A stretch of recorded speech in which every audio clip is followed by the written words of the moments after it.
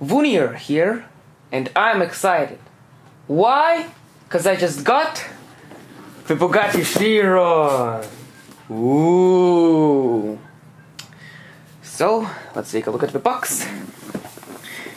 Ages 16 and up, Bugatti Chiron. Comes with 3,599 pieces. Set number 42083.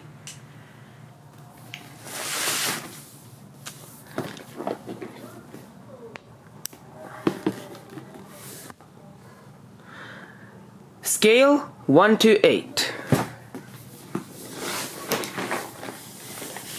The back also doesn't have any functions on it, just a bunch of boring stuff.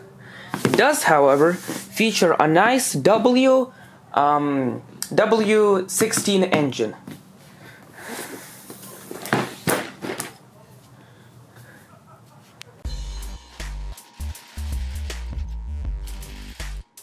Here is the Bugatti Chiron after 7 to 9 hours of building time. Not 79 hours, but 7 to 9 hours. The reason I say 7 to 9 hours is because if you do everything well, follow the instruction manual, it will take you only 7 hours. However, if you make mistakes like I did, you have to put some more gears in the gearbox or something like that, it may take you 9 hours.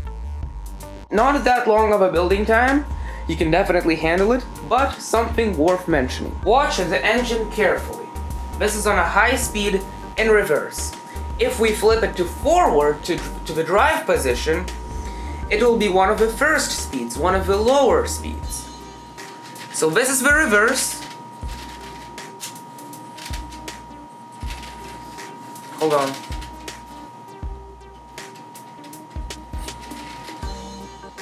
So yeah, this table doesn't even have enough room to completely show the low speed it can get. But I promise you, the pistons move, don't get me wrong.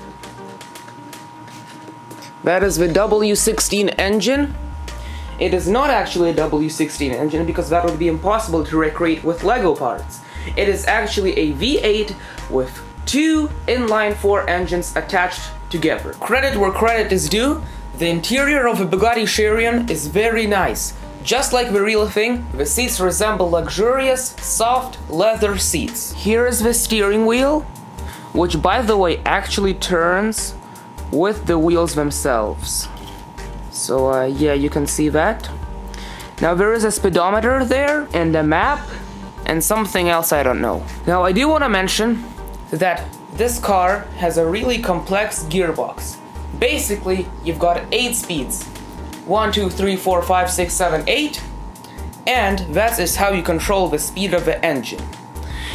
You shift gears just like that. This car also has, by the way, a reverse, neutral, and front gear.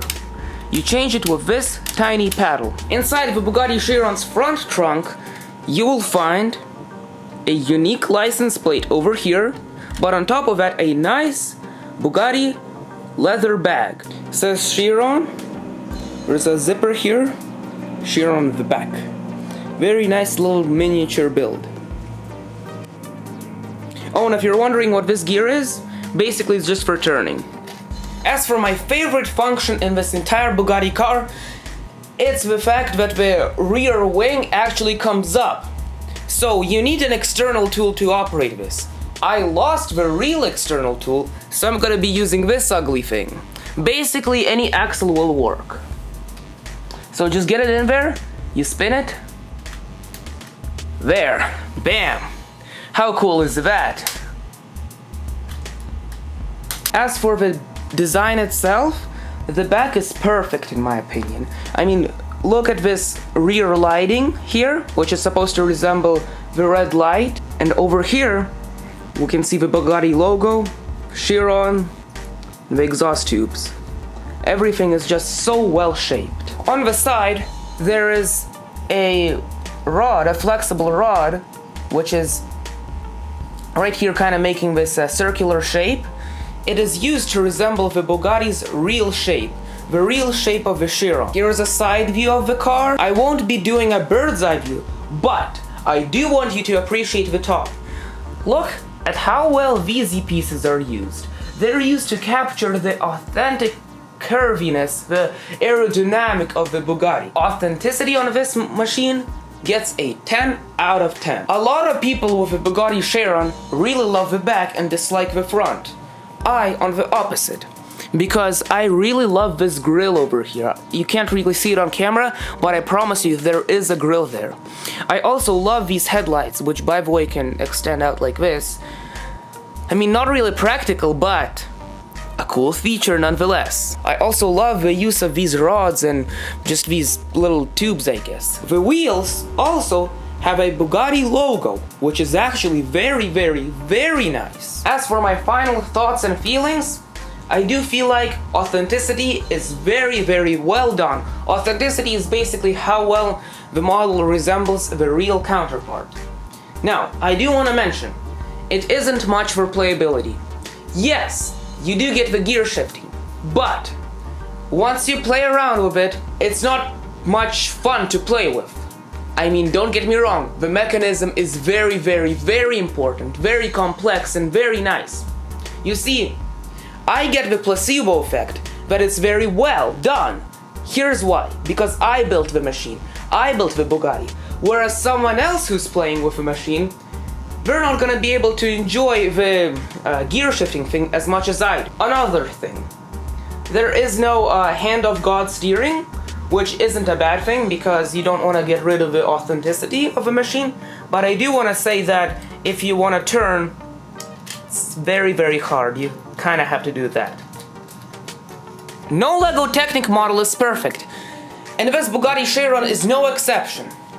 Because of the tremendous weight of the machine, the suspension doesn't work properly, just sags down under its own weight.